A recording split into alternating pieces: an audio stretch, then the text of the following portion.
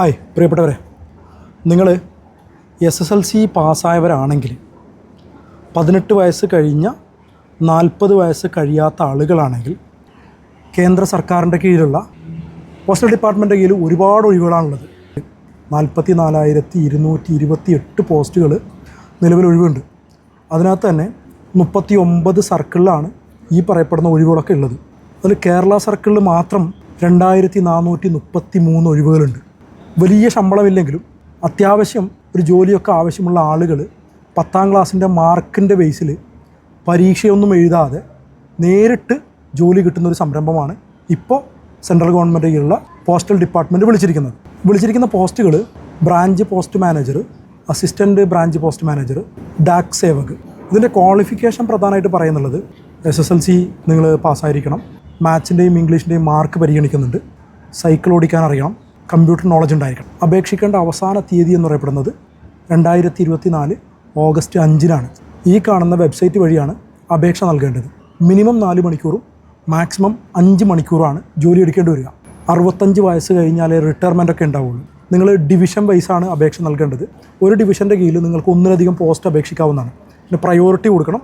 Post 1 first priority, second post 2, post 3, post 4, അങ്ങനെ നിങ്ങൾക്ക് എത്രയും അപേക്ഷിക്കാം. പക്ഷേ ഒരു ഡിവിഷനിൽ മാത്രമേ അപേക്ഷിക്കാൻ പറ്റുള്ളൂ.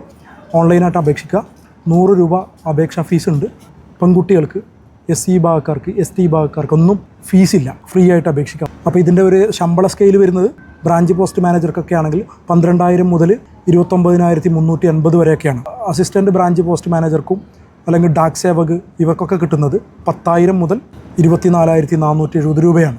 ഓരോ വർഷവും 3% ഇൻക്രിമെൻ്റ് ഉണ്ടാവും.